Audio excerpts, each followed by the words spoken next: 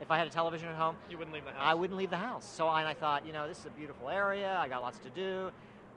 I better get rid of this. So that's what I did. I literally gave away my television. Yeah. All right, well, it's heartening to know that it's not that you hate games, it's that you know you would like them too much. So that in itself is a compliment. Yeah. And now, another question, if I may ask. What actually got you started in this industry? What was it? Was there a casting call? Did somebody say, you look creepy as hell, would you like to work for us? What was it? You mean in the industry in general as acting, or are you talking Oh, about... yes, acting. Well, I got started acting because I grew up in a theatrical family. Okay. My father had been an actor and a makeup artist, and from the time I was in 3rd grade, I guess, I started hanging out at summer theater, and every summer there was a summer theater in our community, so I'd hang out there every single summer, and started studying acting in 4th grade and Shakespeare in 4th or 5th grade. I think it was 5th grade, and it just sort of went from there.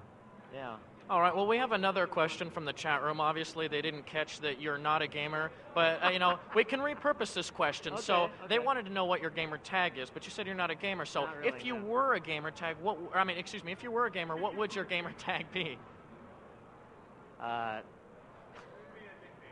Toy house? Toy house, that sounds good, toy house. You're getting into the toy house. That's right. Don't mess with the toy house. You know what I'm talking about?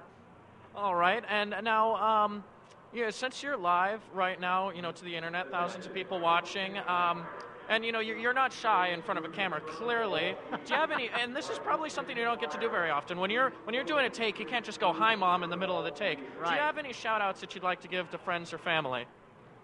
Oh, I've never done that. Hi, Mom. Hi, sis. How you doing? I've never done that.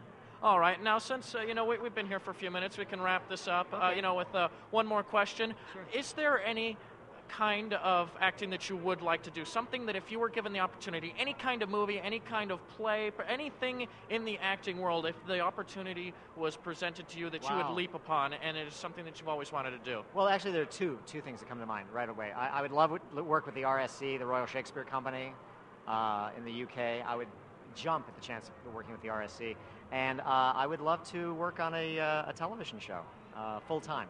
That's what I would, because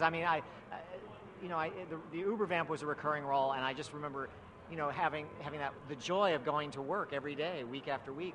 It was just an amazing thing as an actor to have that. And Security. well, it's not just security, but as actors, we're our main job is looking for work. That's our main job. We work a day here, a week there, a month here, a month there, but we don't really work for that long. But when I was working in television that steadily, it was this amazing feeling of, oh my God, I forgot how much joy this is to do this every day.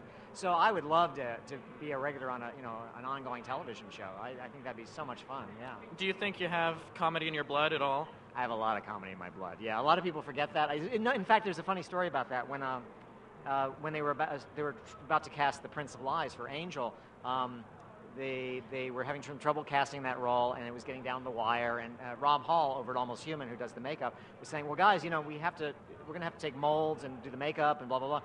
But I already have Camden's molds for his face, so he would be perfect for this role. And Jeff Bell, the showrunner on Angel, said, "Oh my God, we love Camden, but can he do comedy?" And it was because, of course, they had seen me do these really super scary, creepy roles. And for television, unlike films, you don't have time to develop it. Oh, you're having trouble with the comedy, let's spend some time developing it. No, you have to shoot it, and it has to, you have 8 days to shoot that episode, and then it's going to be up on television in just a few weeks from then. So when Rob told me that, I just kind of laughed. I said, well, I'll come in and audition. So, Yeah, give you a chance. yeah, and the thing about, the Prince of Lies, for those of you who haven't seen it. But you lied when you said, give me a chance, I can do it. Well, only as the character, the Prince of Lies. But the Prince of Lies, even though he's a creepy character, he really is literally the comic relief for that episode. So he is a very comic. Like the Joker, and yeah, in some ways, yeah, he's creepy, but he's funny. Right, except in the case of the Prince of Lies, he's funny because he's kind of a geriatric vampire who's a little unaware of where he is and what's happening. So no, that sounds hilarious.